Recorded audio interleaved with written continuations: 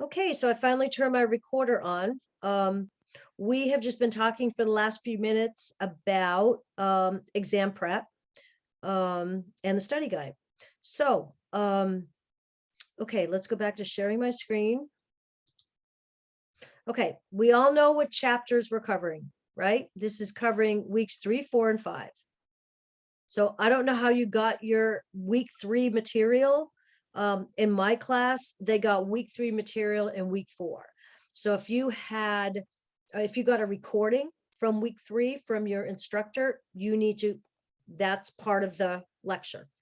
Okay, for week 3, then 4 and 5 have been straight up lectures.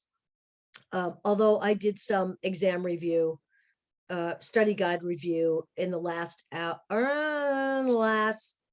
maybe 20 minutes of each of my lectures this week. So chapters 6, 9, 22, 24, 29, 30, and 32. Okay, say this is pretty much the same cover sheet. I'm just letting somebody in. Hey, for all of you guys that have been coming in the last 10 minutes, and there's been a few of you definitely, please put your name, your professor, and your campus in the chat, please. I would appreciate it. So this is pretty much the same cover sheet as exam 1. 50 questions, at least from my group. I already sent out an email last night that our exams, your exams, and my classes are ready to be downloaded. Anybody in my class ever acknowledge you got that, please? Yes, I received it. Okay, all right. So my group is ready to download the exam. As with all of us, with community students, the expectation is that you download the exam before you come to class this week. Everybody know that? So we can work out any bugs if there are any bugs. Okay, types of questions. Multiple choice are everybody's favorite. Select all that apply, and simple math problems. Okay, 75 minutes. Here's what to review with math. IV calculations, determining equivalence and converting between the systems of measurement, oral and parenteral medication, doses for children. If anybody's struggling with math or struggled on exam 1, that should have already been addressed with your professor, and you should hopefully be getting some resources. I know at least with my group, I've sent out lots of math resources. You guys all have that Calculating with Confidence resource book, right? In the bottom of your modules. Everybody know about that? Excellent, excellent resource. So they're pretty straightforward math questions. So I'm hoping, at least for my groups there were maybe 1 or 2 students that struggle with math, but everybody else, all the math questions were right. So not too worried about that. Review your math handouts that have been given. I know I sent my group several math resources over the course of the term. And then last week, I sent my groups a whole bunch of tutorials for test taking. Right? Did you guys get that?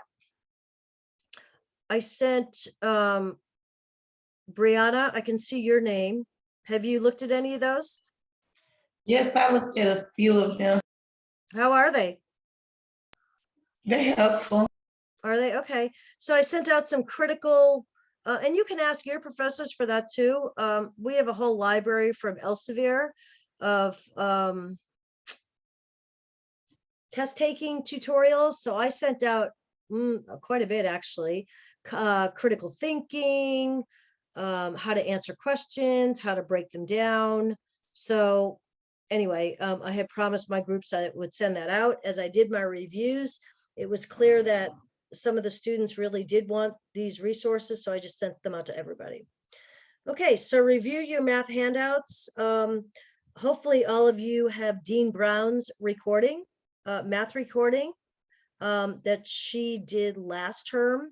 She did like a 3.5, 4-hour incredible math review, a math tutoring session that is recorded. I don't know, I hope the other professors have sent that out as well. I sent that out like the second week before exam 1 and got a lot of great feedback about that. So if you don't have it, ask your professor for Dean Brown's recording, her math recording. It's excellent. And then case study, here's what we should be using to prepare your math handouts, Dean Brown's recordings for the math, and then your case study applications of concepts. That should be, you should be reviewing the chapter case studies every week. And the way I love case studies. I think case studies are an excellent learning tool because of the rationales. Okay, so all your chapters, you should be getting your PowerPoints and chapter case studies every week and reviewing those. As we put together exams, not only do we use the book, but we use the case studies that come from the book. There's a lot of essential knowledge in those case studies. The rationales are fantastic. So you should be looking at your case studies. The things that you need to know for that will carry you all the way through to HESI and then through NCLEX. You should be able to, you need to know your levels of prevention, primary, secondary, tertiary, and you need to be able to articulate those levels of prevention in different settings in community health. So for example, if you're talking about the faith-based nurse or the occupational nurse or environmental health assessments or community health assessments or developing teaching programs, all the different topics we cover through the term in community, you have to be able to apply those levels of prevention to all the different concepts and topics. Remember safety first, especially in your questions. What are priority questions? Here I just said that prevention levels related to each chapter and the nursing process. The other thing besides prevention levels you have to be able to apply to each topic is the nursing process, your ADPI. Okay, so this past week we talked specifically how to apply our nursing process, your ADPI, to environmental health. There was a box in the book that we highlighted and went through that went through the ADPI specific to environmental risk assessment. It was excellent. Excellent. Okay. And then the other thing that you need to know is your Healthy People 2020. You need to know those for each chapter. I tell my students to put that on an index card or put it somewhere where you can look, quickly access those. Here's why. I had a lot of students. I was a little miffed about it because I tried to, in my preparation for exam 1, if you're getting a Healthy People 2020 question, right? Let's say it's on, what was the one we had in exam 1? Healthy people, how do we talk to parents, or what's a topic we talk to parents about? Okay, with regards to Healthy People 2020. Okay, all the answers were good answers. It was talked about reproductive care, talked about nutrition, talked about, I forget what the other answer was. And then the correct answer was positive parenting, right? So all the answers could be correct because they were all great topics to talk to a new parent about. However, what was the question? What is specific to Healthy People 2020? Okay, and there was only one right answer, and that was talking about positive parenting. So a lot of people got that wrong in my group, and like I said, I was a little miffed about that because I really try and encourage you guys that when you have a Healthy People 2020, they're asking specifically Healthy People 2020. Okay, they're not asking what's the best answer, what's the priority. They're asking what's Healthy People 20. So don't get tripped up on those questions. When people get those questions wrong, that's just, you shouldn't get those questions wrong. And also at this point, we're at our halfway point. You guys should have a very concrete, you should have concrete knowledge about these prevention levels. Okay, as each exam goes, there's more prevention level questions, and there's a lot of prevention level questions, or not there's a lot of questions that have to be thought through with regards to prevention levels on the HESI. So my group did really good on prevention levels. I don't know how the rest of this group did, but you have to have a good understanding of that now. Okay, so just for exam 2, I'm just thinking back to all the chapters. Let's see, we did, well, it's on our study guide, just to go rural health, migrant health care. We have to be able to apply our levels of prevention to this group. Vulnerable populations, we have to be able to apply our levels of prevention to this group. Okay, faith community, how do we apply our levels of prevention to faith community or home health or hospice? Okay, how do we apply our levels of prevention for nursing epidemiology in the community? And then lastly, occupational nursing. Okay, so let's see, levels of prevention and Healthy People 2020 must be reviewed. Look at the tables that were highlighted in the lectures. Okay, I went through them in every one of these chapters. Okay, I'm not sure I read through every box, but you're responsible for that knowledge. Okay, we know that this is not an all-inclusive study guide.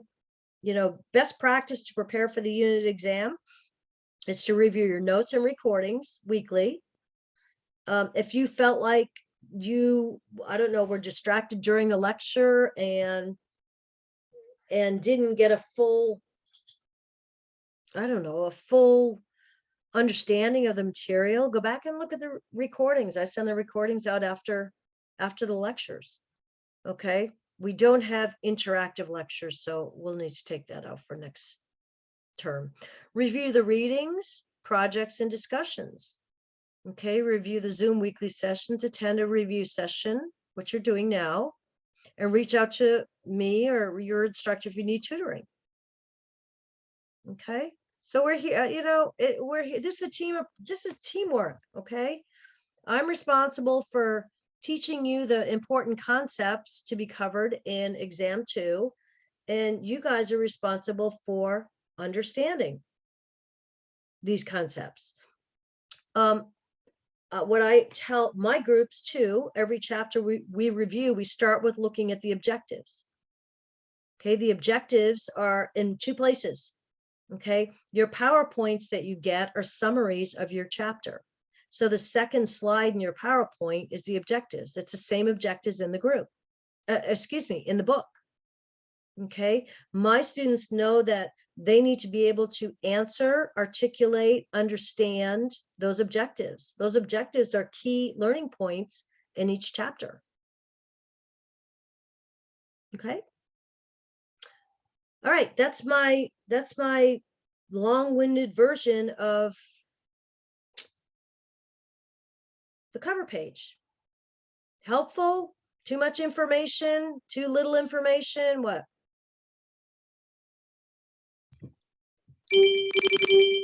Very helpful. Thank you.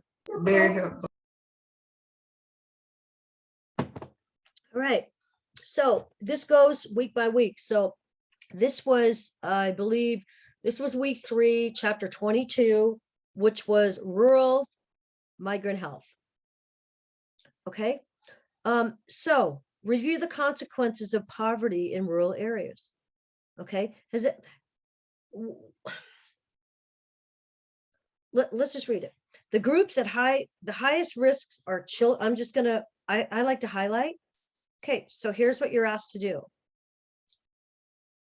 Review the consequences of poverty in rural areas.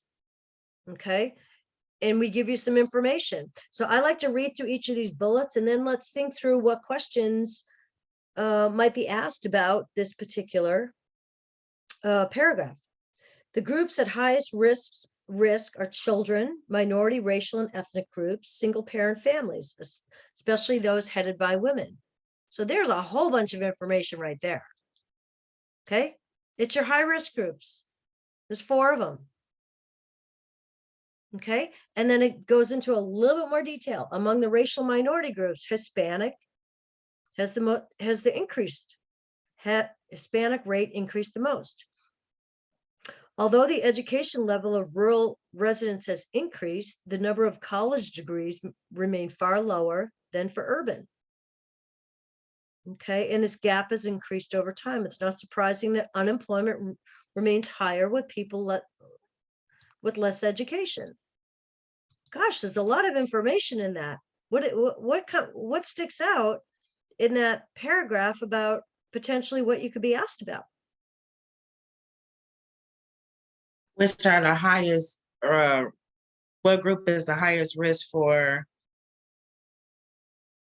Yeah, I don't know. I mean, there's four groups that they give. Maybe a select all that apply. I don't know.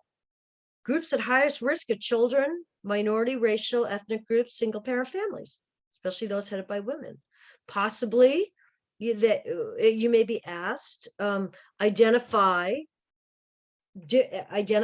or select which groups are at risk. And always look for the priority questions. Like if you're asked, what group is at the highest risk?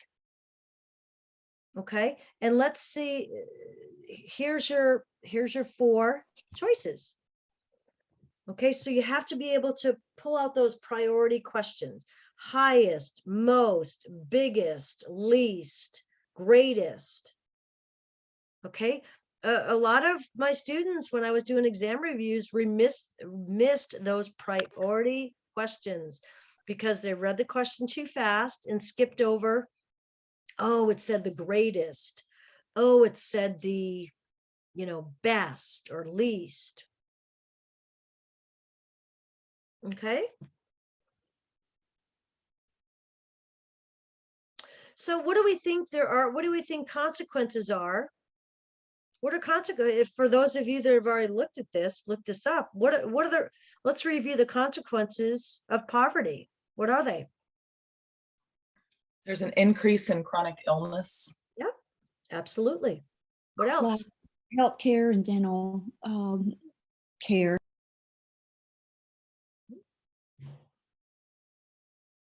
Access. Access They is have, an issue. they have more issues, serious complications with their illnesses throughout their lifespan. Why? It's typically tied to the lack of access to care. Because they end up having to travel so far, it's not always feasible for them and they can't always afford it. Mm-hmm. And what are some issues with, let's see, what are some issues with traveling? They can't take off work. They don't have means to travel that far. They don't have childcare to make it that far. Exactly. Missed day of Excellent. work. Go ahead, Christina. Just saying that all of those, and when they do make provisions to make it in, it's a missed day of work for them. So that's also, more out of their family monthly income. Mm-hmm. Absolutely. Now Amber mentioned access. Do rural areas have specialists? Not typically, no. No. You're seeing, if you need to see a specialist, you're going to be referred somewhere else. Okay.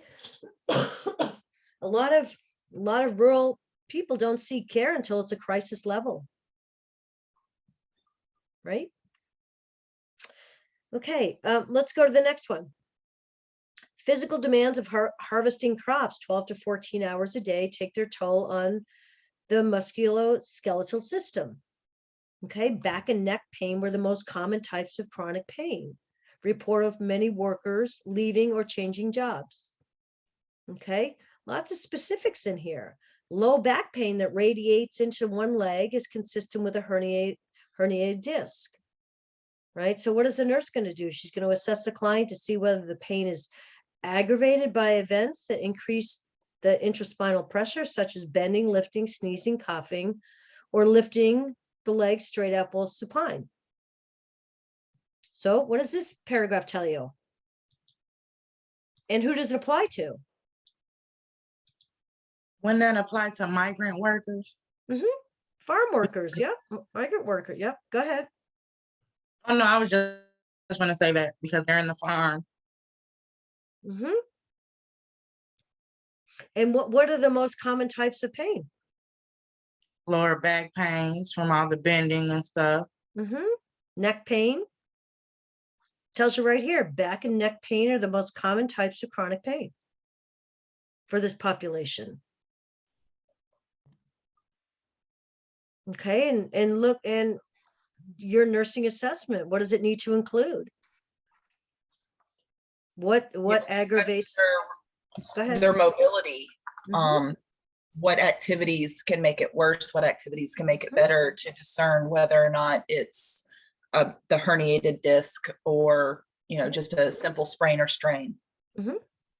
Exactly. Good. Okay, here's one. Identify health risks for clients in rural communities who don't seek care. Without reading the rest of this, can you just talk out loud? What are they? Decreased lifespan. Mhm. There's, More chronically ill. there'd be an increase in infant mortality because of lack of prenatal care. Exactly. Right. And then it says here, rural clients are less likely to participate in activities during leisure time. Right. They have decreased compliance with safety precautions. For an example, wearing a seatbelt. So what are they going to be more at risk for without wearing a seatbelt? Motor vehicle accident. Accidents. Right. What's going to happen when they don't engage in preventative health screenings? They're uneducated, so they put them at risk for something. I'm sorry, Amber. Oh, no, you're good. No, There's I mean, they're everybody that wants to jump in. I mean, this is your review. I'm doing this for you guys. So, what happens when you don't seek preventative health screenings? You get sick and possibly have complications from simple illnesses. With What easy about kids? maintenance. What about the kids who don't seek preventative health screenings, such as height, weight? Like developmental delays. Pardon me? They'll have developmental delays. Absolutely. Or if they do, they're not going to be picked up right away when they should be. They're going to miss opportunities for intervention to minimize the effects of the issue. Huh? If there's not routine vision, hearing screenings, my background, school nursing.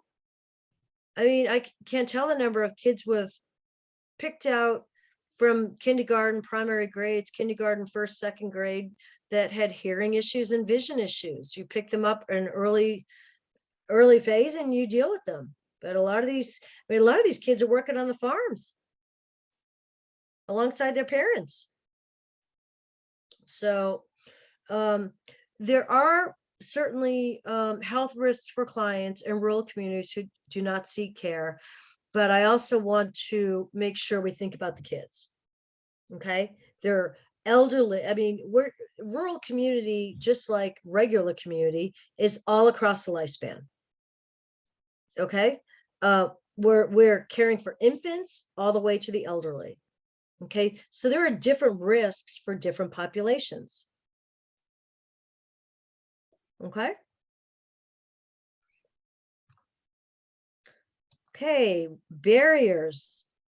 Know the barriers that exist which could pose issues with care, right? We've already talked about some of these.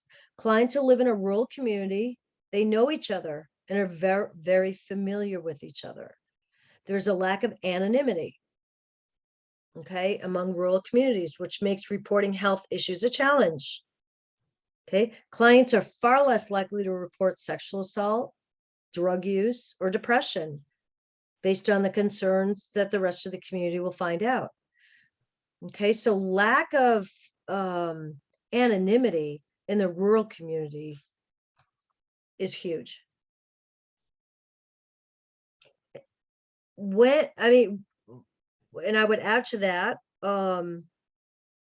child abuse, child neglect. I mean, it's not just sexual assault, drug use, or depression, but think of all the other things that could go wrong, and people not seeking care for them because they're afraid everybody's going to find out. Can somebody articulate this paragraph for me? Or give me an example. Talk through it. A child that's being abused isn't going to say anything if they feel that there's not an independent person they can talk to, because their teacher, for example, has coffee with their mom on the weekends. So they don't feel like they have a neutral party to speak to. And a lot of times, these victims, we only find out about what's going on when they show up in the ER. Mhm. Would you guys agree with that? Yes. Okay. Review teaching, primary and tertiary level prevention, Healthy People 2020 regarding pesticide exposure and health risks for the migrant farm workers. This tells me that we're still in chapter 22. So you guys need to find out what the Healthy People objectives are regarding pesticide. Well, that's actually what the Healthy People objectives are regarding pesticide exposure and health risk for migrants. You need to go back to 22 and know that. Okay, so here's a couple of examples. To prevent exposure. You said that chapter 22. We're in chapter 22, yeah. Oh, okay. To prevent exposure, a primary intervention strategy for the nurse would be to provide education and teach workers how to reduce their exposure. What's primary? Education. Okay. Let's talk about a secondary. Okay. Secondary to me is early identification, early intervention, screening. So Doing screens to see if they've been exposed. Yep. So, if it's in their system, you can test them via blood or urine or hair Yep. samples or like that. Yep. And this says provide hand washing stations and conduct screening such as urine testing for pesticide exposure. That's a secondary intervention. Okay. And then initiating treatment for, and then if they end up having a pesticide exposure and start to become symptomatic, right? The exposure's already happened, right? Then you treat them for their symptoms. Right? Tertiary is the event has already happened. The disease has already developed. The stroke has already happened. It's already happened. Now we're into rehabilitation, management, preventing further decline. Does everybody understand that?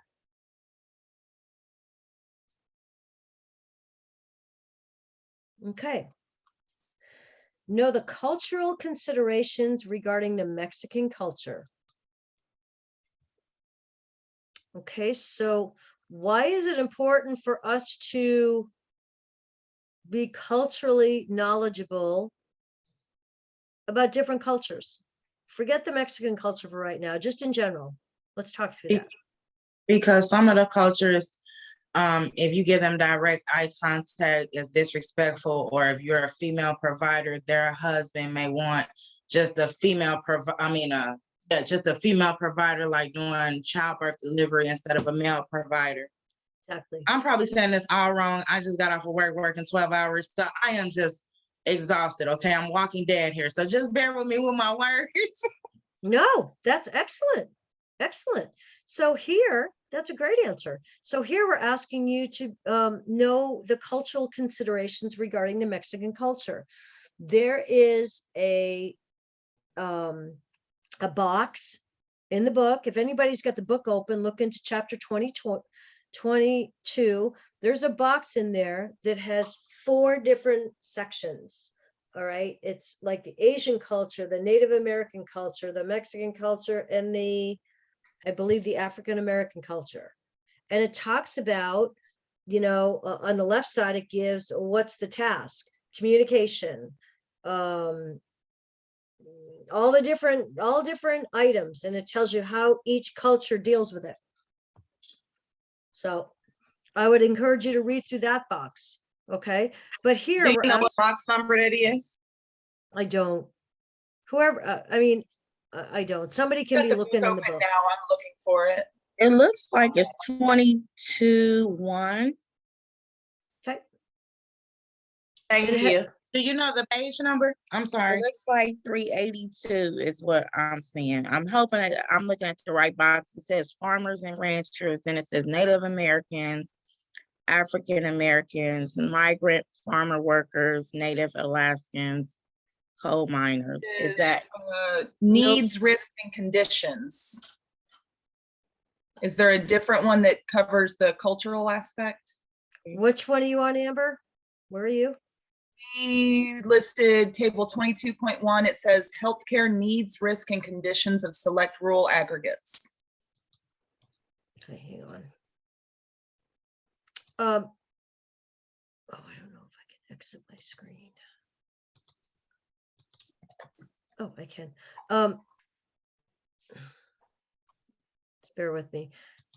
Let's go find that.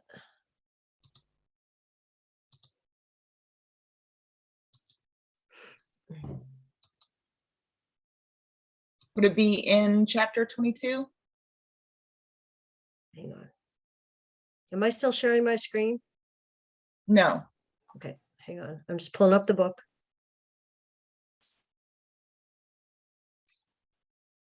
Okay. Okay, now I'm going to go share my screen again. So Ms. Marvel, is this class online for you guys? Pardon me? Is this class online for you all at your Fortis campus?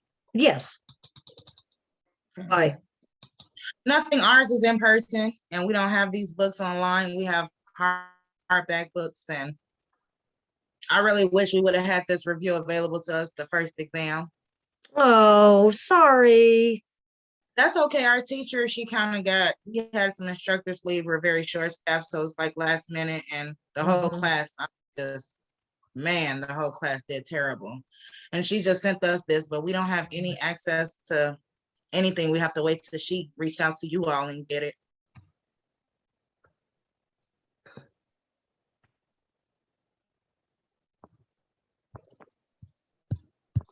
It's this one. Yeah. Right here. 22.1. It is the 22.1. No, that doesn't. No.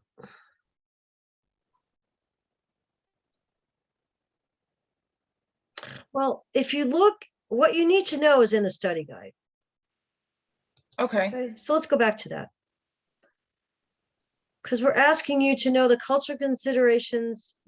It might, it might be in my culture chapter. Cultural, there's a cultural chapter that goes through that.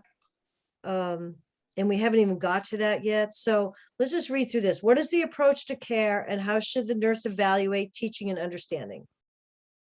Okay, the nurse is considered an authority figure who should respect the individual, be able to relate to the individual, and maintain individual's dignity, right? So this is just a general statement right here, right? Because you should be doing that in every scenario, correct? All I have is a blank screen. It says you're sharing your screen, but I don't see anything. Oh, okay, let's try it again. Let's try it again. Can you see that? I No, can see it. It I says see it. I see it. participants can now see your screen. I can see it. Okay, Yeah. who can't see it? my Zoom apparently is on the fritz, so I guess I have to give it a minute. Okay, I can see it just fine. okay. Okay, so if the nurse is considered the authority figure who should respect the individual, be able to relate to the individual and maintain the individual's dignity, that approach, like I just said, would be expected for any client, not just immigrants. So in particular, Mexican individuals, like those of many cultures, expect to establish some rapport through talking about personal matters, chit-chatting for the first few minutes of an encounter before addressing any problems. So that's giving you a specific cultural value norm of the Mexican culture. They want to take the first couple of minutes talking about, they want to take the first couple of minutes chit-chatting, getting comfortable with you before addressing any problems. What is the first thing we as nurses need to do with whomever we are working with, whether it's in the hospital? Go ahead. Introduce So, her. Begins with a T. Trust. Establish trust. Okay, we are going to be working, you are going to be working, I have worked with over 40 years. I mean, you are going to be working with so many different cultures, so many different vulnerable populations. Okay, everyone is different than the next. Okay, the levels of anxiety, of defiance with some of these populations are off the charts. You have to be able to be, and we'll talk about this, I think it's in week 7, about being culturally competent. So I'm not going to get off on my culturally competent tangent today.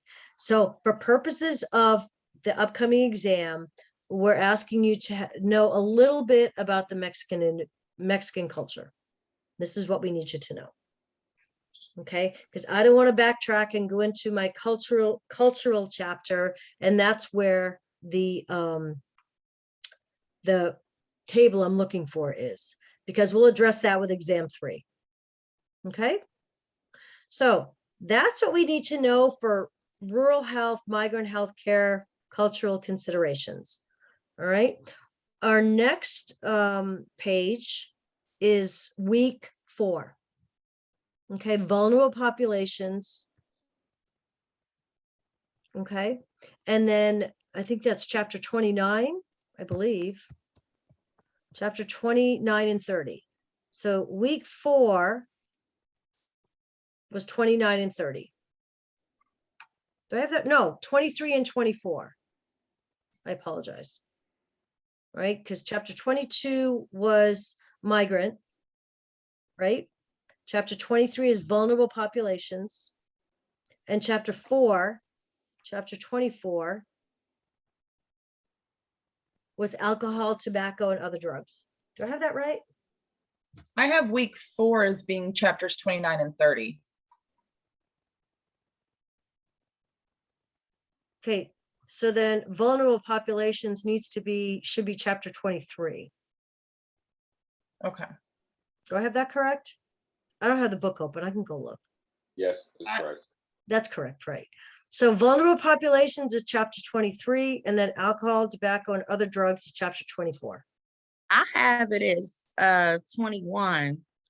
Vulnerable Mm-mm. population, chapter 21. Yeah, but the content is for that part of the review, looks like it's from chapter 23. Week 3 is chapters 23, 22, Is 23, poverty, 24. homelessness, teen pregnancy, and mental illness is chapter 23. So Yeah, that's vulnerable Yeah. populations. Yep. And then 24 is alcohol, tobacco, and yeah, other drugs. alcohol, tobacco. Yes. Okay, so we're in 23 right now, and we're talking about 4 particular vulnerable populations. What are they? Homeless, Mhm. mental, people with mental health issues. Mhm. Substance abuse. Nope, that's in the next, no, that's in the next chapter. Mental health, homelessness, Teen teen pregnancy. pregnancy, and what's the fourth? Poverty. Exactly. Thank you. So that's the 4 we're covering. Okay, so here's a fact. Families with children are the fastest growing segment of the homeless population. I don't know, what kind of question might you get about that? Which What group the is at fastest risk? growing population? Exactly. What group is the fastest growing segment of the homeless? What's the answer? Families with children. Vulnerable populations and HIV. Okay, primary and secondary prevention. Right, here's some information about HIV. HIV is transmitted by intimate sexual contact in the exchange of body fluids, exposure to infected blood, passage from an infected woman to her fetus.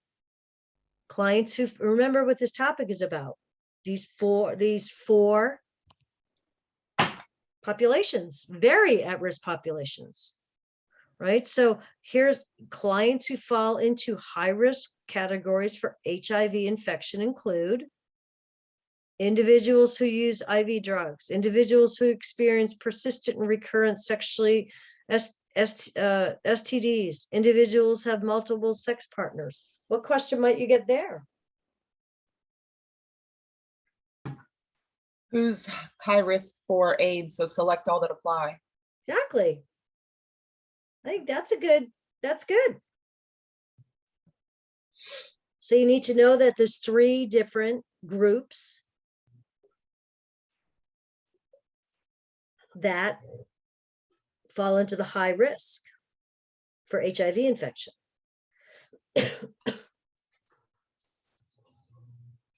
Okay. Next one. We know that homeless adolescents living on the streets exhibit greater risk-taking behaviors, including early onset of sexual activity. Why is that? Sometimes it is to make money. They get into sex work to survive. Human trafficking.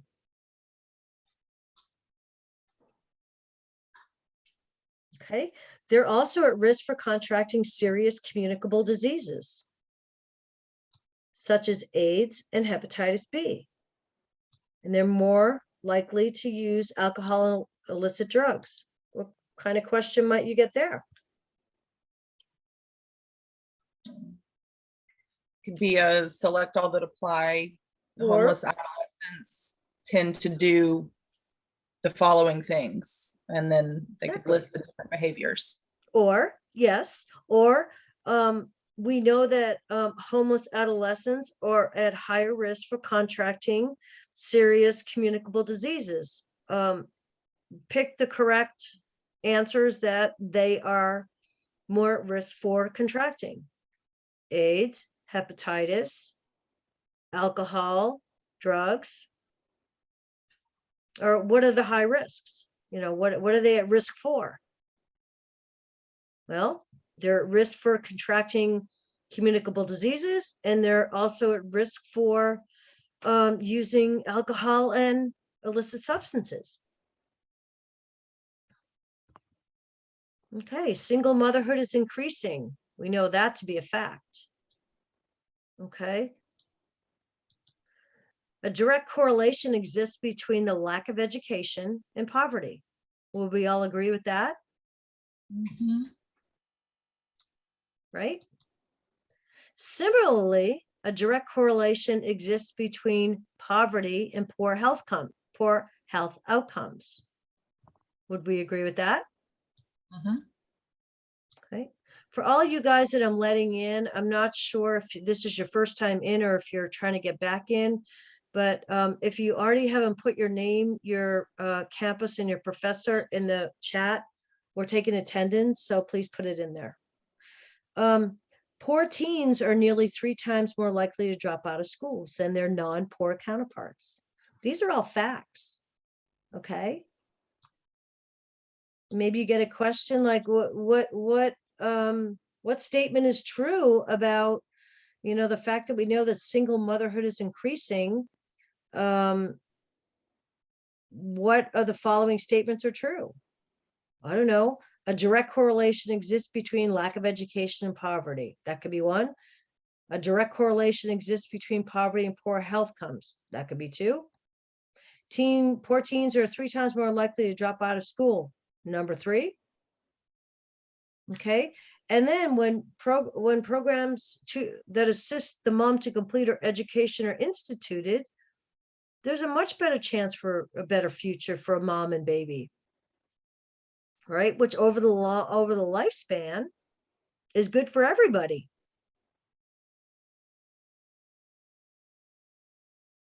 Okay. It's important to keep the pregnant adolescent in school during the pregnancy and have her return to school after the birth. Okay, in our district that I worked in for 20 years, we actually had a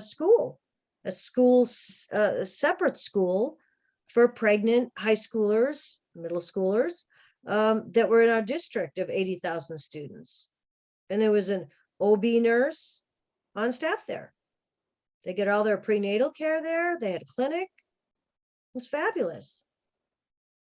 Nobody was ashamed to be there.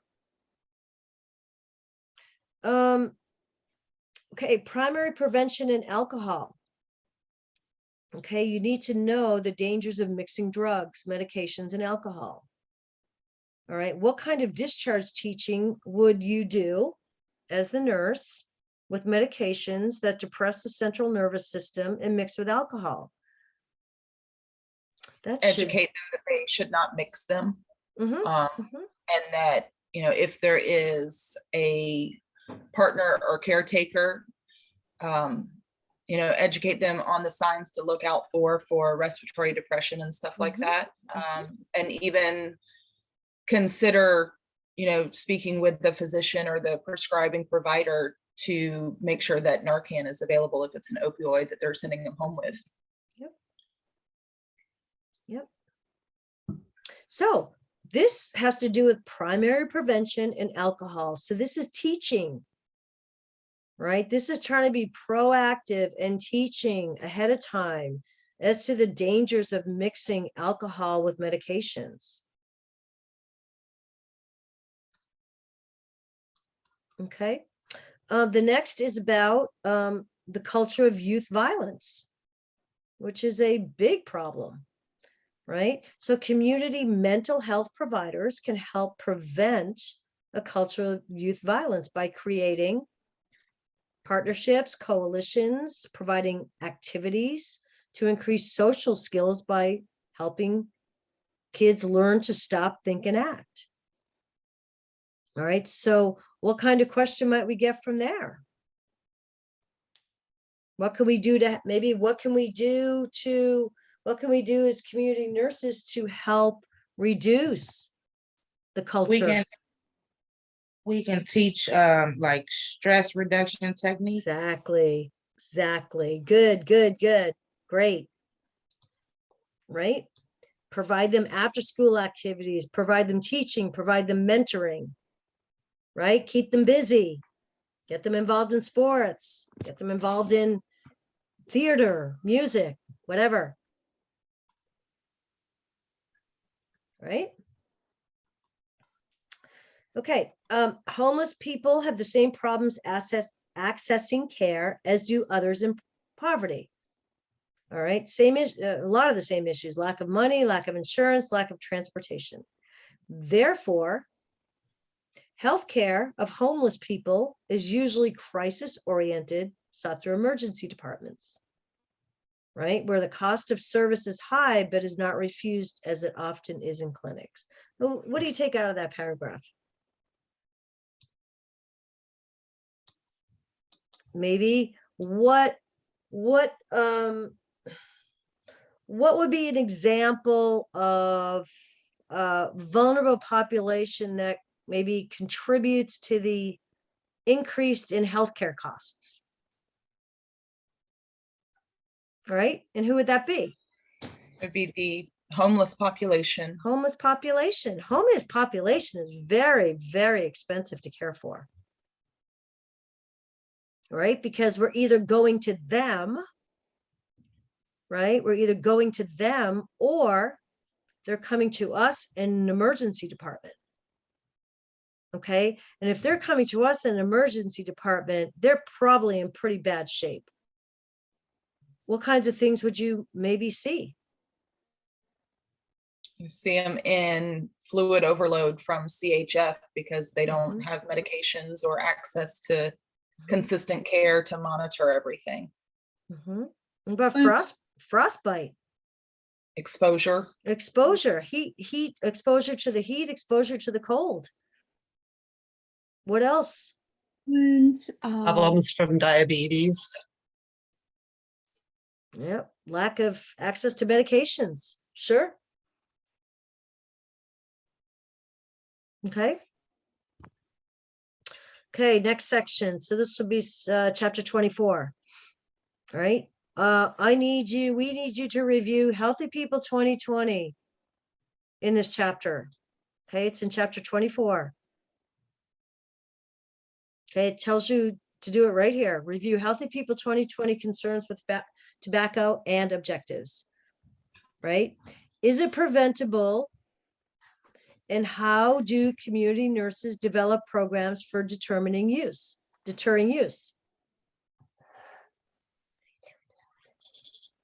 Sorry, Vivian's going to visit us for a minute.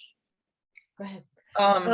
So primary prevention would be, the nurse educates, either like a school nurse educates the kids on the dangers of smoking and why they should never start. Correct.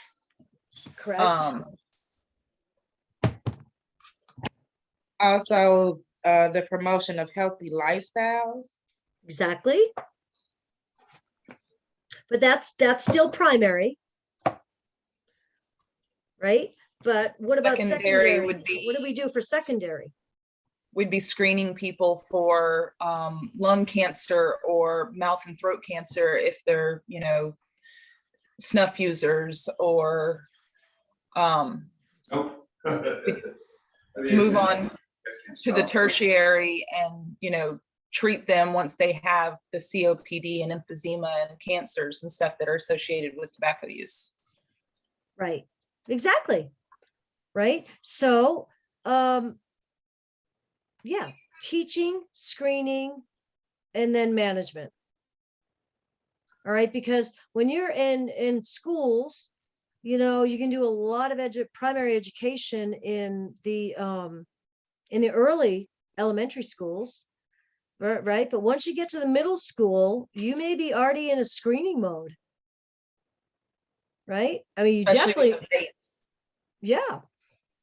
And you definitely are in a screening mode with high school, of who's using drugs. How do you screen for who's using drugs and who's at risk for using drugs? Okay. And so what are some risk factors that these kids have? I mean, why do they use alcohol? Why do they use drugs? What are risk-taking behavior tied into their population? The homeless teens can still be in the school system, and they still fall into that risk category. And then you've also got the poverty population where there may not be constant adult interaction to where they're being monitored as much because single parent household, the parent is working all the time. Right. Or maybe even they have a parent that is doing it, so they feel like it's something that's normal. That's all they know, right? Exactly. What about poverty? Unattended kids. What about those? They call them what? The latchkey kids? Mm-hmm. Peer pressure. You know, family, the nuclear family, what does that look like? I don't know. Okay. Next, review how psychological dependence can occur with chronic use and what drugs are safer to use, right? What are the benefits of harm reduction? What are considered risk factors for the vulnerable to cause alcohol? We just talked about that actually, tobacco and other drug problems. Okay, so let's go back to review how psychological dependence can occur with chronic use. I mean, I'm reading reports in the last couple of months that overdoses in our country are the highest they've ever been. Mm-hmm. The highest they've ever been, and They're getting worse. they're getting worse, and the age grew, the age is going lower and lower and lower.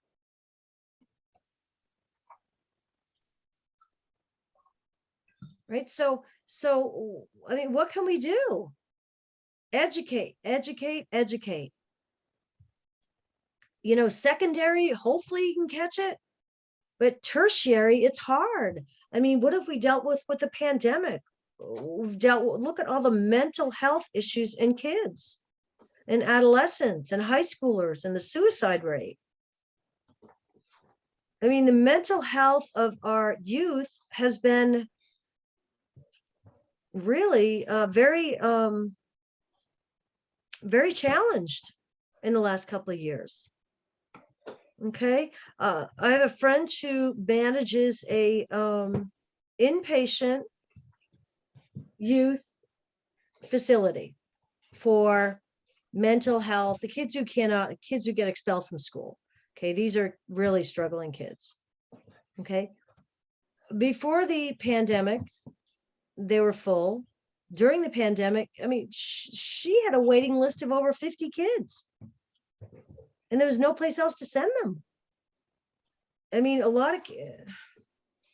just a lot. It's a lot. And a lot of these kids turn to drugs, or they're already into drugs, right? Okay, nicotine ingredients. Know the dangers of how would a community nurse provide teaching on vaping products and exposure? What would be some primary and tertiary points for teaching and prevention? Okay, let me start out by saying that as a community nurse, let's say we're working with a family that both parents smoke and the kids have an increased risk exposure to, say, asthma, right? We're trying to work with this family because the goal is a smoke-free environment. That's the goal. Okay. And so what are some teaching points? What can we ask them to do? Well, we can maybe help them find smoking cessation programs, maybe ask them to cut down. But, you know, a parent that says something like, oh, I smoke outside now. I mean, that's not great, but it's better. Right. But a parent that would say, oh, don't worry, I vape now, or I use e-cigarettes. Is that just as much of a red flag? Yes. Of course it Still is. has nicotine. Exactly. We still don't know the full dangers of what Exactly. the inhaled product does to the lungs. Right. And also when you're using a vape, in the book, it says that, you know, the particles from the battery and stuff like that, you're inhaling.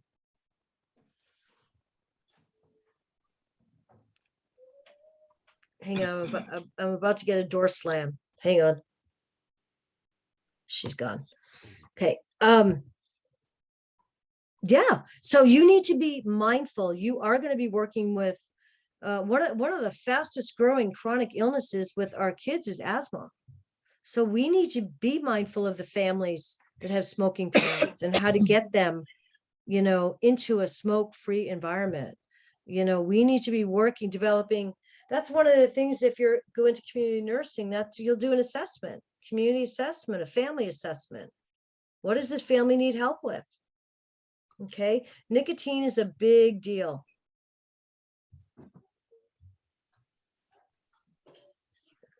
Okay. Now we get into week 4. Okay, this is the faith community nurse home. First of all, does anybody have any questions? Hang on one second, guys. I need to.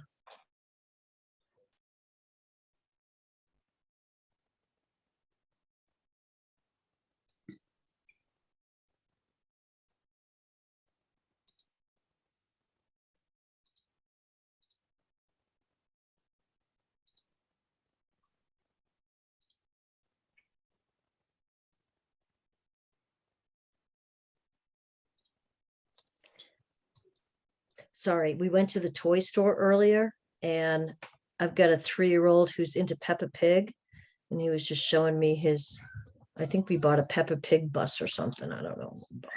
So anyway, he was showing me his Peppa Pig bus. Okay. So, anybody have any questions on week 3? So you've got migrant health, right? Migrant and rural health. Then you've got the 4 primary home vulnerable populations, right? Poverty, homelessness, teen pregnancy, and HIV, right? And then we're talking, the last one was alcohol, tobacco, and other drugs. Okay. So chapter 4, this is all combined into one section, or week 4, faith community nurse, home health, hospice nurse. Okay, what we need to know, what's the difference between congregational based nursing and an institutional based nursing? Congregational nursing is, well, congregational based is nursing you would do within a church Mhm. setting, and then institutional based nursing is nursing you would do like in a hospital, nursing home, places like that. Okay. Yep, that's 95% correct. So congregation based, you're dealing with whatever faith community you're talking about, whether it's a Catholic, Lutheran, it doesn't matter, whether mosque, synagogue, church, doesn't matter. You are only dealing with the congregation. Okay. Institutional based nursing is you're partnering with the community. Okay, like you said, with long-term facilities, you're contracting out those kinds of that kind of care for your faith community. Does that make sense? So congregation is only the congregation. Institutional, you start to coordinate and partner with agencies, long-term care, transportation services out in the community that your congregation can't provide. Okay. So let's talk through this next one. How does the faith community nurse act as an advocate and a case manager for their patients? An advocate. Yep.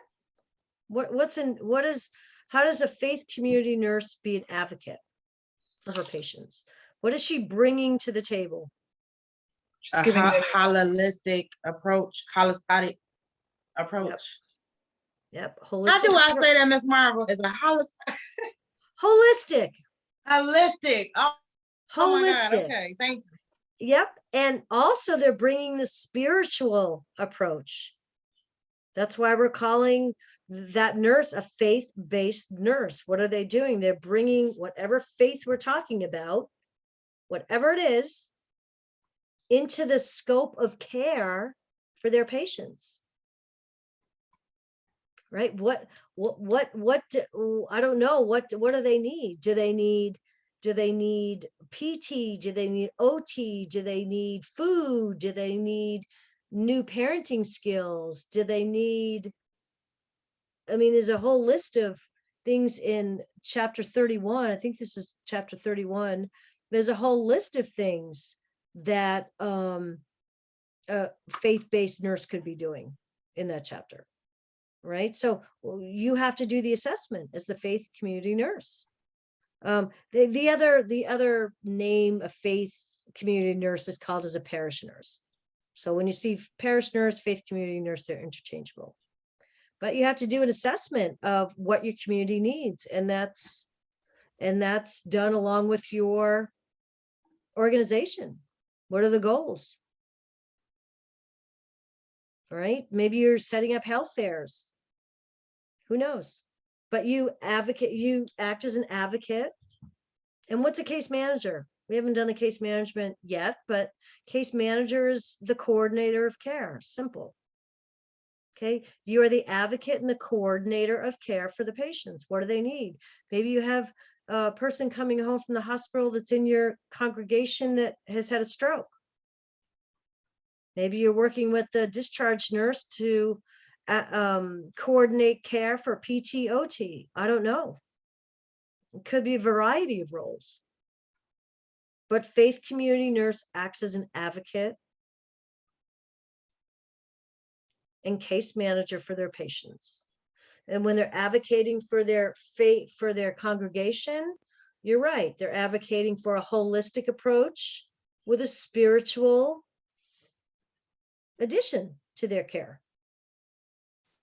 Okay, we're also asking you here to know what is the different levels of prevention. Okay. What are the different levels of prevention a faith community nurse practices following Healthy People 2020? So go into chapter 31 and look at both of those boxes. What are the Healthy People 2020 goals and objectives, and what are the levels of prevention? Examples in that box. What's the difference between religiosity and spirituality?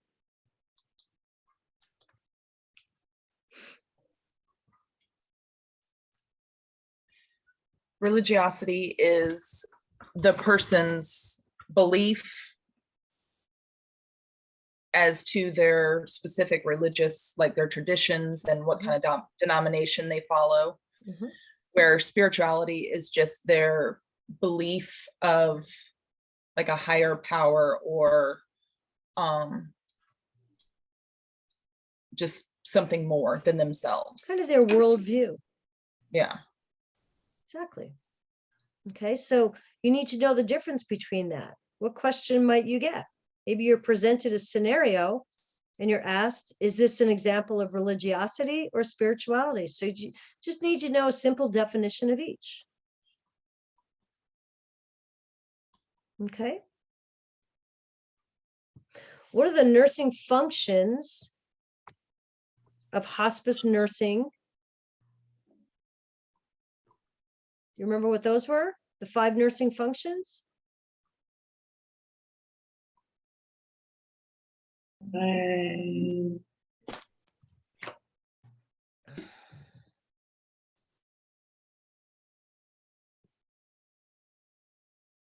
Anybody review that yet? We're gonna know those.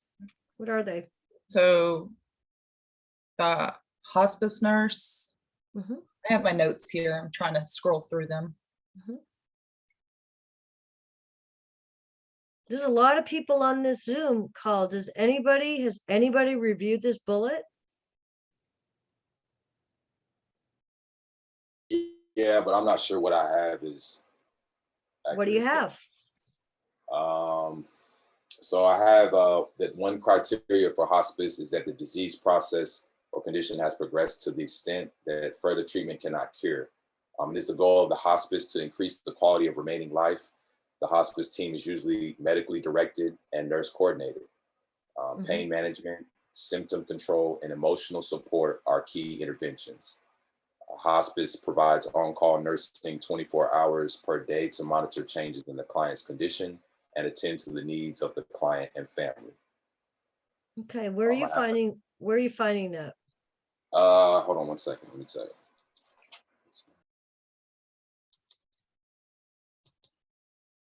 Can I ask a question? Yeah. Does that bullet point refer more to where, it talks about how they can be a clinician, a case manager, client advocate, educator, mentor? Or is it asking us, what do hospice nurses do? It's in the chapter. Okay, yeah, 'cause there's a I'm place going there where, now. I stopped. there's- Go ahead. okay. Yeah, I said there's a place where it just lists the following nurse, it says nurses fulfill roles such as the following, and it's those that I listed.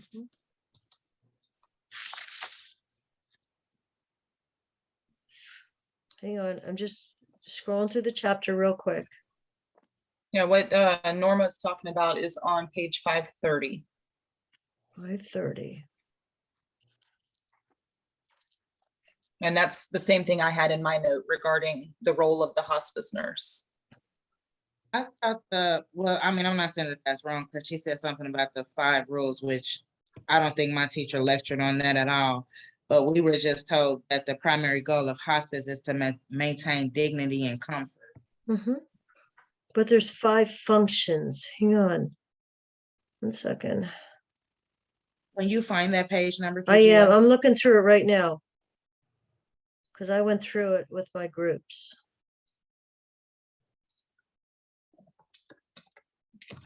One, two, three.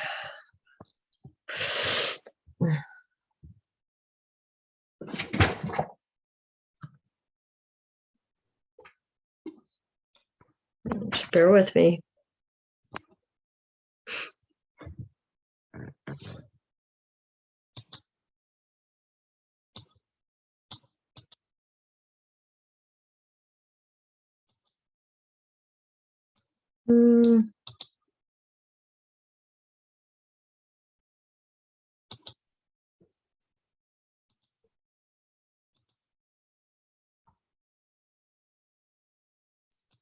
Anybody else have any thoughts while I'm looking through this?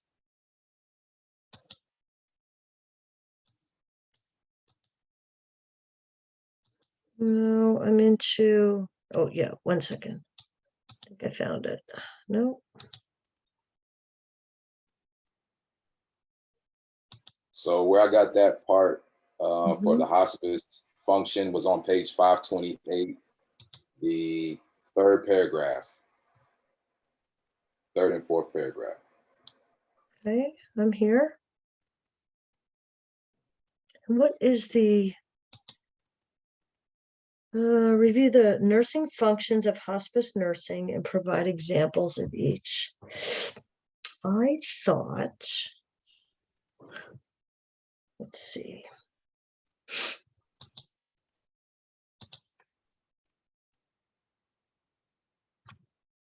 Oh, yeah, I thought it is. Okay, what we're meaning is, I think the description of the practice models, the functions. So I believe this is what we're looking at. Population focused. It's in, you know where it is? 1, 2, 3, 4, 5. Okay. You know where you're going to find it is in your, well, okay. So here they are. Just listen for a minute. I'm on page, go back and review this. They're practice models. Okay. So I'll get that wording changed for next time, but I'm starting on page 526. Okay. Several practice models for, I mean, home health and hospice are in this, are used interchangeably in this, they're in the same chapter. Okay. The first one, which is on page 526, is population focused home care. Okay. Right. And this is population focused home care. So this is care being provided to, say, stroke patients, population focus. What is the population? Let's say stroke patients. Specific groups of people. Yeah, specific groups of people, targeted populations that need home care. Right? Home-based approaches to care delivery produce better outcomes for certain populations. Number 1. Number 2, transitional care in the home. Any kind of transition. Okay, let's say hospital to home, nursing home to assisted living, hospital to rehab, home to the hospital, transitional care. Okay, and you can read through all this. Now I'm on page 527. Transitional care programs. I'm reading the short definition. in the home are designed for populations who have complex or high risk health problems and who are making a transition from one level of care to the other. Third, home-based primary care, still on page 527. Right? This is typically when people can't get to the doctor's office. Okay, the emphasis on delivering primary care in the homes of people who have difficulty getting to the clinic. Fourth, home health. And we all know what home health is, right? Going into the community and providing health services in the home.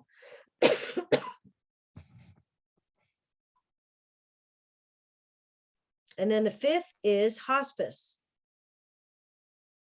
The contemporary meaning refers to the palliative care of the very ill and dying, trying to reduce distress from physical, emotional, and spiritual symptoms. So those 5 functions can be found on 527 and 528. Does that help? Yes. Okay. Can you guys see now? Okay, so here we are. Description of practice models. That's what we're wanting you to know. Okay. They're listed right here. Several practice models will be described: population focused, transitional care, home-based, primary care, home health, and hospice. Okay, and it goes through each of them. That's where I just gave you your definitions. Here's population focused, transitional, home-based, home health, hospice.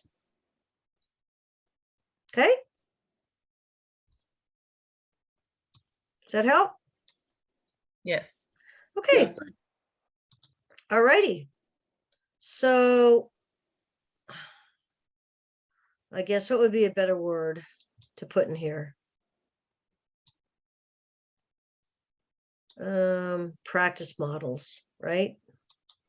I'm gonna put that in green so I know to change that. Okay, sorry to get distracted. Care plans and the nursing process. Okay. So we're still in faith, community, home health, and hospice. By steering the conversation toward goals, the nurse is now able to work with the client to mutually identify outcomes.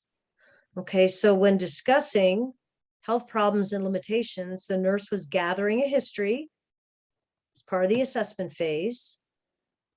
So here we're talking about what is the nursing process? What does the ADPI look like in the community setting? Okay, so when discussing health problems and limitations, the nurse will gather a history as part of her assessment. This allowed formulation of a diagnosis. Planning would occur after the outcomes have been identified so that a plan of care can be established, and then how will the outcomes be met. So here's an excellent paragraph of how to transition your thinking of your nursing process into the community. Okay. The other thing we need to know is we need to know the requirements of Medicare coverage. Okay. This is self-explanatory. The client must demonstrate the need for skilled nursing care. Caring for a new wound and teaching family members how to provide this care demonstrates the need for a nurse to provide skilled nursing service. Right? Because the nursing service must be considered skilled, okay, because the nursing service must be considered skilled, custodial services alone, like sitter, ADLs, are not sufficient cause for Medicare reimbursement. Does that make sense? The difference, what the key word in this paragraph is skilled nursing care. Okay, that's eligible for Medicare reimbursement. If it's not skilled, it's not. Okay, here's a whole bunch of definitions here. Okay, so you may be given a scenario and asked which it is. So what is Medicare? Okay. Here's Medicare. 65 and older or disabled, we just broke it down for you. 65 and older or disabled. So remember, don't get caught up with the age. There can be a younger person that's disabled. It's a federal program administered by Social Security. And here's Medicaid. Medicaid is financial, lack of financial resources, federal and state assistance program. So this is where I said my family's in the schools, to the Medicaid department, right? Based on the lack of financial, if I see a family that's listed as having no health insurance, I'll give them a call, find out what's going on, and then I'll refer them to Medicaid and see if they can qualify for Medicaid. Okay. Just read through all this, okay? Because we need to know all this. Okay, you're going to be given a scenario of Medicare or Medicaid, and you have to pick which one it is. That's the kind of question I can see coming out of this. Okay, know the primary goal of hospice care and focus of care. Whoever read that a few minutes ago, that was our goal of hospice. Does that make sense? Where did you find that? What page? So That was on. Michael, you said 528, the third and fourth paragraph. Thank you, Andrew. You're Okay. welcome. Yep, so there's that. Know the primary goal of hospice care. Okay, here's an important question. We do believe in community nursing that the home health visit is the most, is the best kind of scenario we can hope for to do numerous assessments when we're in the home. Okay, so what kind of assessments can we get done when we're in the home? Safety,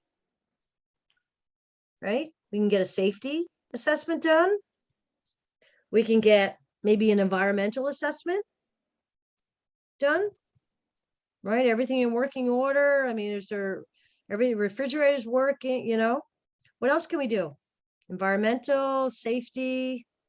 Family dynamics. Family, exactly, family dynamics. You'll find out like who helped them, how they're managing their medications. Yep. And can they get to their appointments? Yep, exactly. What barriers do they have?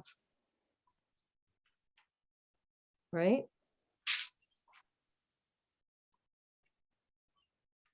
Do they have heat? Do they have food? Do they have medication?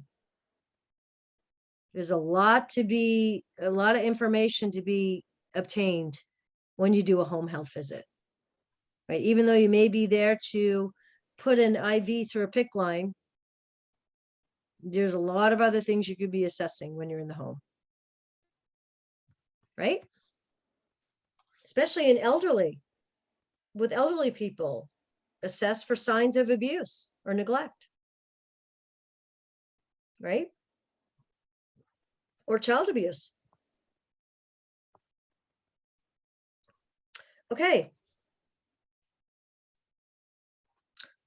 Next is, or last is, last week, environmental health and epidemiology. This is combined into one, but it's 2 chapters. Right? What chapters are we in? We would be in 29 and 30, correct? No.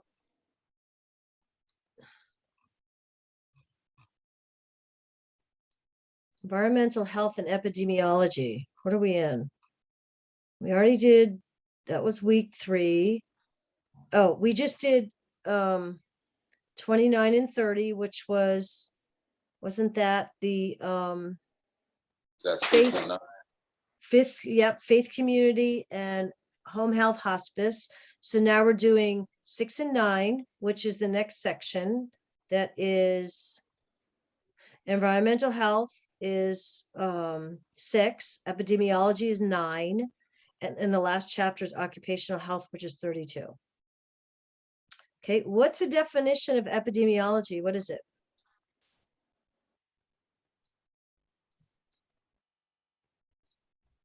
And it investigates the distribution or the patterns of health events in populations and the determines or the factors that influence those patterns. Yeah, that's the fancy way of saying it. Who wants to who wants to break it down to a pretty simple layman's terms of understanding what epidemiology is? It Seeing discovers how- the determinants of outcomes. That's one. Yep. Who else wants to just jump see in? how the environment and people's actions affect the spread or lack of spread of different diseases or issues. So the how and the why. Oh, okay. So now that somebody wants to throw out the how and the why, we need to know the difference between descriptive and analytic epidemiology. What are the difference between the two? The how and the why is what? Analytic or descriptive? Descriptive. Actually, I take that back. Descriptive is just what it says. It's a description of something, of an outbreak, a disease. When did it happen? Who did it happen to? Where did it happen? You want to describe all, you want to get all the details. Okay, that's descriptive. This is right in your PowerPoint. This is in your chapter 6 PowerPoint. Okay. What is analytic? You need to analyze it. Analyze what's going on. Why did it happen? Why and how did it happen? Make sense? Mhm. So maybe you're given a scenario and asked, is this an example of descriptive epidemiology or analytic? Okay. Case fatality rate, CFR. What is it? Proportion of persons diagnosed with a particular disorder who died within a specific period of time. Okay, so case fatality rate is considered an estimate of the risk of death within that period for a person newly diagnosed with the disease. Persons diagnosed with a particular disease often want to know about the probability of surviving. Am I not sharing my screen? Oh, yeah. You're sharing. All right, hang on. Just want to go here. So I want to show you a box. Okay, we're in chapter 6, so we're way up here. I think we are in part 2. Yeah. No. We in chapter 6? Yeah. Nope. We're talking about epidemiology real quick. So It might be 9. yeah, I'm going to 9. There's only a few things you need to pull out of this chapter. And one of them is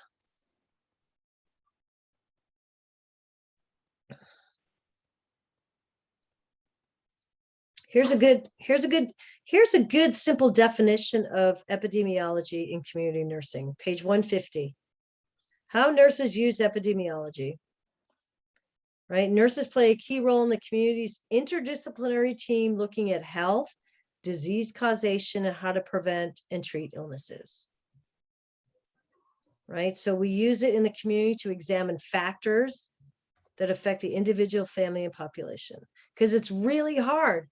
It's really hard to control things in the community versus the hospital. Right? It's hard to control the environment. There's a lot going on.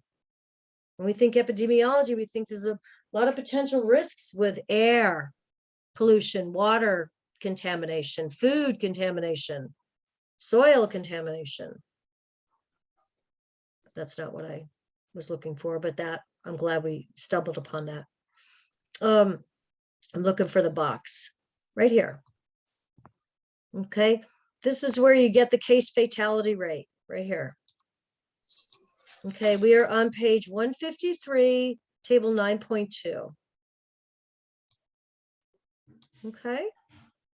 And I know in the study guide, it only talks about case fatality rate, but I want you to know a few more of them.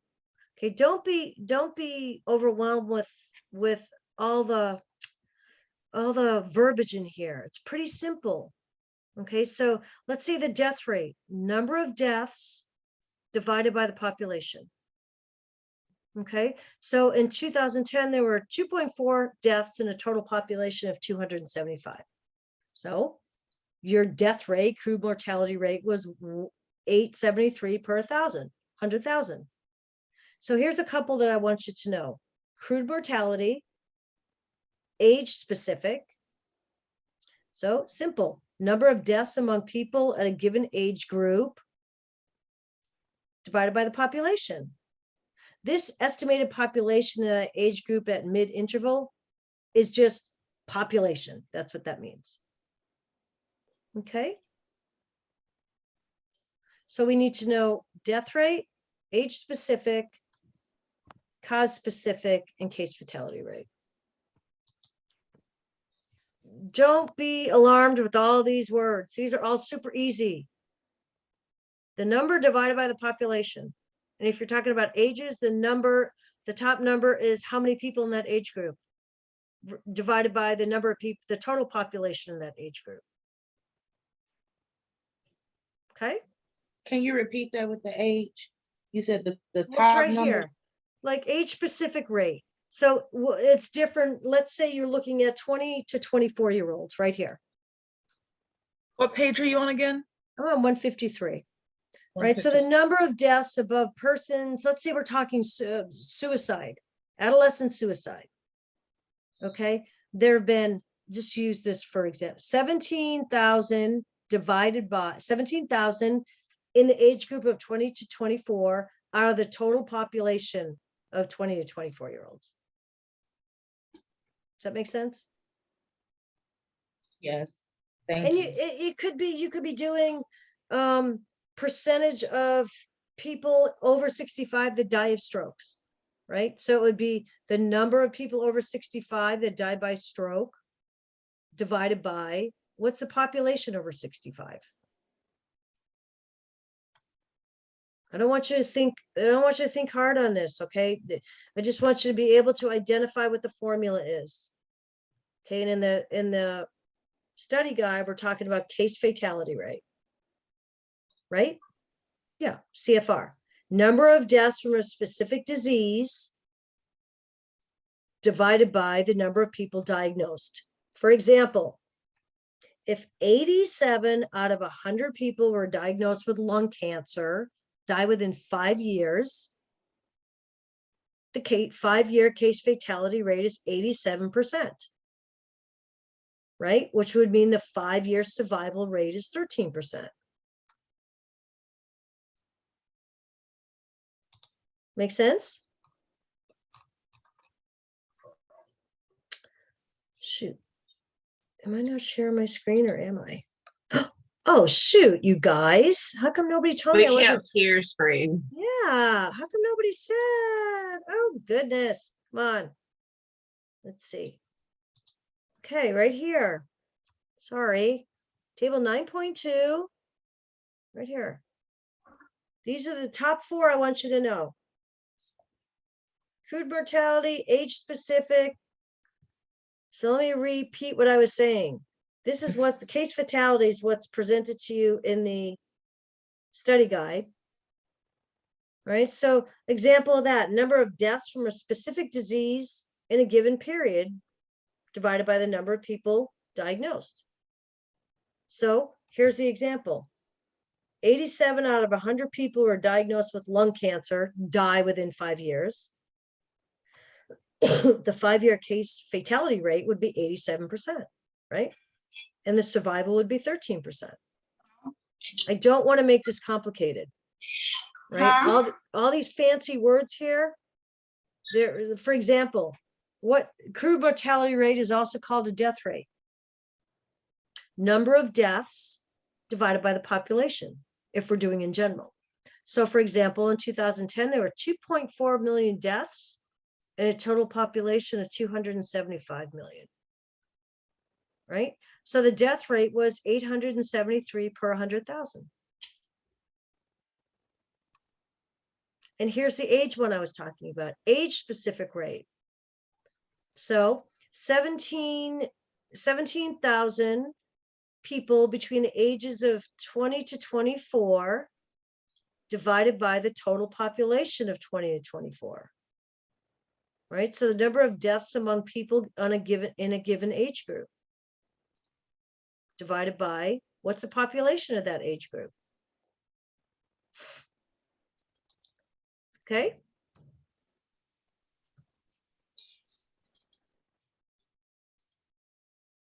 So there's that. What I just went over is right in this box. This bullet is that box. Okay. Individuals with immune deficiencies are at higher risk for illness after consuming contaminated food, water. Okay. What kinds of individuals with immune deficiencies are we talking about? Well, here we go. Compromise. Those with AIDS, cancer, or chemotherapy, history of organ transplantation, or anti-rejection medication. So what question might you get there?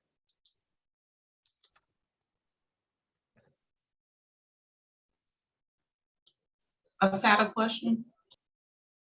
What kind of groups may get individuals with immune deficiencies are at higher risk for illness after consuming contaminated food or water? Who would those groups be? Who would those groups be? Those with AIDS, cancer, chemotherapy, history of organ transplant, or anti-rejection medication. Right? You with me? I know you guys are getting tired. I am too. We're almost done. Review of Healthy People 2020 Objectives for Environmental Health. So this tells me that you need to go back and review Chapter 6, the box for Healthy People 2020. Okay, provide examples of each one and as it applies to environmental health issues. That's pretty easy. Okay. And then the last chapter is what is the role of the, let's see, what is the role of the occupational health nurse belongs down here. So we'll get to that in a minute. Review the principles. Oh, okay. Let's review what's the epidemiological triangle?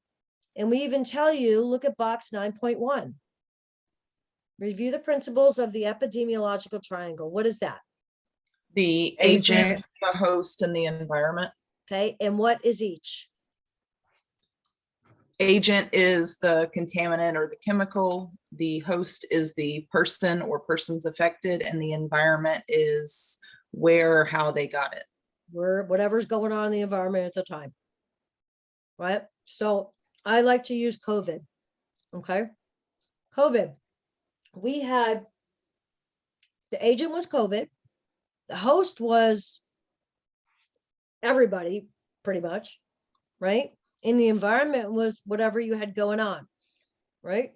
Internal, external. So for example, let's say you had an elderly population. That was the environment of the agent that was COVID. The host was the elderly environment, and they were in a long-term care facility. Is that group higher at risk than a high school with healthy kids and COVID?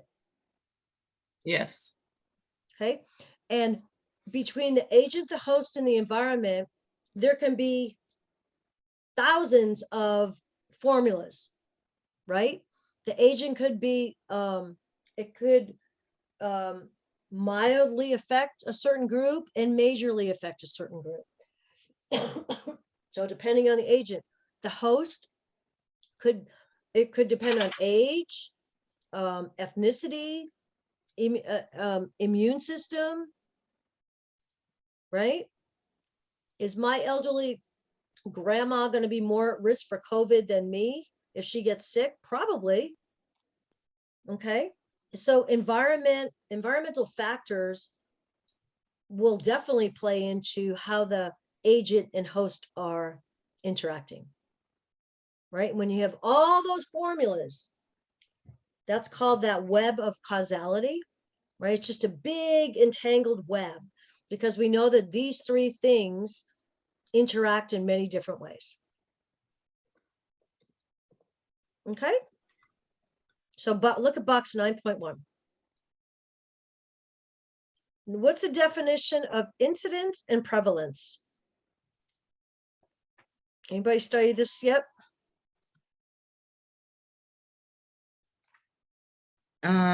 Prevalence is more reliable value, and incidence can go up and down like a variable. So basically, prevalence is the number of cases in a specific population, Mhm. and the incidence is like the rate of Mhm. how the cases are occurring in specific population over a period of time. Yep, excellent. Okay.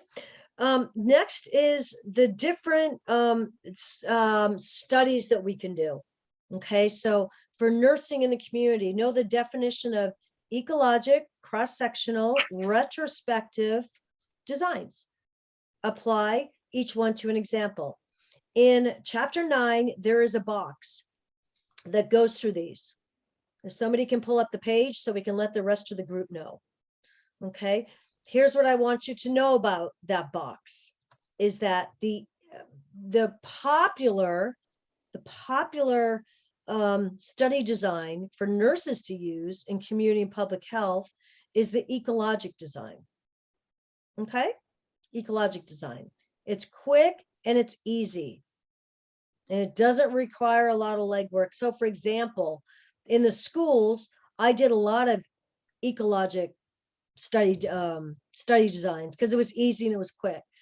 Tracking COVID, tracking pertussis, tracking asthma, newly diagnosed asthma.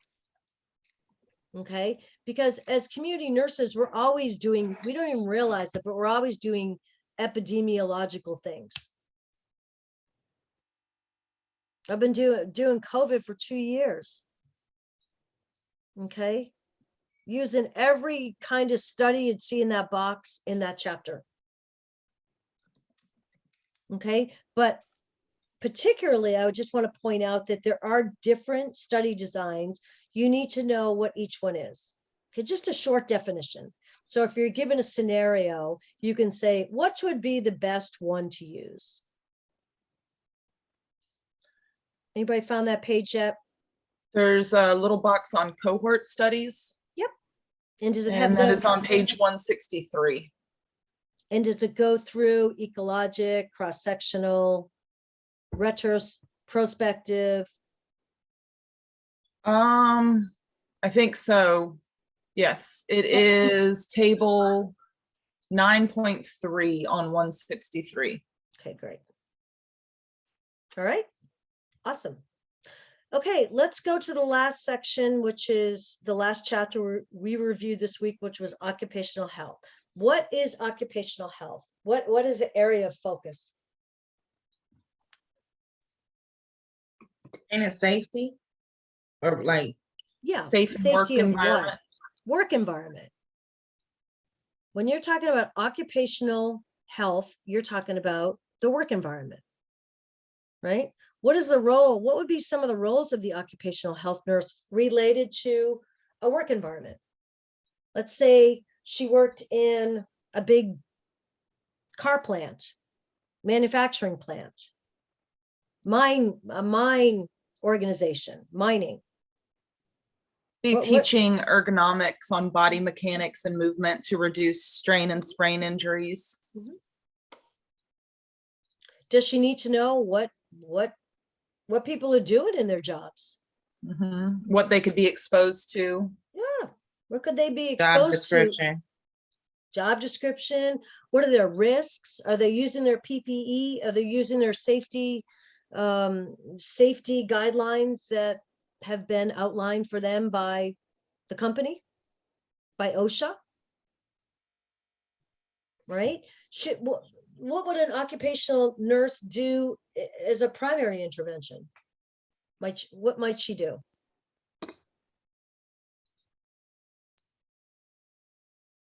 provide education on safety in the workplace to prevent injury. Bingo, that's perfect. What would a secondary be? Secondary Screen prevention. for, screen for hearing loss resulting from noise levels in the plant. Bingo. And what would tertiary be? Work with employees with chronic diabetes to ensure appropriate medication use and blood glucose screening to avoid lost work days. And why is that tertiary? Because we're taking action. Because they already have diabetes, Correct.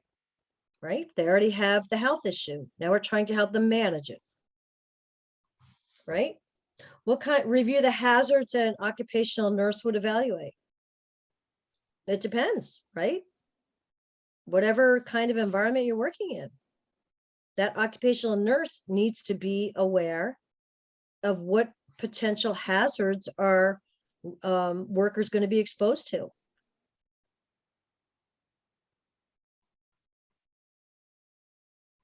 Review the levels of prevention, occupational health. Okay, we just went through that. What's the function of OSHA? What is OSHA? Occupational safety and health administration. Mhm. So they What do want they to ensure that depending on the job role, certain safety guidelines are followed to ensure that injury or death does not occur. Perfect. And you need to know about OSHA. Okay, you need to know exactly that, what the definition of them. What is their primary function? Do we need to know anything about NIOSH as well? or no? Yeah, I mean, you need to know the both of them. Yeah, NIOSH is the way I describe NIOSH is they're kind of the big federal agency that investigates issues. Right? They're kind of the big picture, where OSHA is more of the enforcer of the guidelines. NIOSH does the research of poor outcomes. Does that make sense? So just know what each of them are. Yep. Thank you. Yep. All right, friends, what are we thinking? Helpful? Too much information to what? Extremely helpful. Thank you. Really? Okay. Yes, Michael? thank you. This is students from the Indianapolis campus, and thank you. I wish we would have had this for exam one. You Yeah. what? Wish we would have had this review for exam one. Like I said, our instructor is new, and I mean, we feel bad as a class, but she said that she tried to reach out to someone. She didn't know who to reach out, how to reach out. It's just been a mess. Well, you're welcome to come to any of my reviews, anything.